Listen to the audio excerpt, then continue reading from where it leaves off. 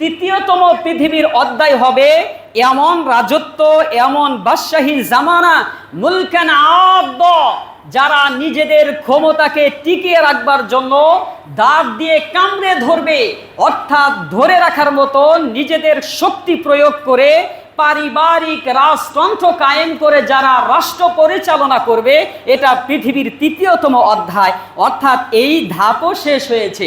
সেটা উমাইয়া খেলাফত, ফাতিমি খেলাফত, এরপর উসমানী খেলাফত, আব্বাসী খেলাফতের মাধ্যমে 1924 সালের মধ্য দিয়ে এই পৃথিবীর তৃতীয়তম অধ্যায়, পৃথিবীর তৃতীয়তম ধাপ এটাও অতিবাহিত হয়েছে।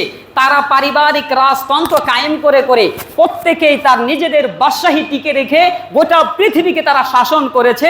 এই উমাইয়া খেলাফত এবং আব্বাসী খেলাফত, ফাতিমি খেলাফত, এটা 1924 সালের মধ্য দিয়েই এই পৃথিবীর ইতিহাসের তৃতীয় ধাপও শেষ হয়েছে।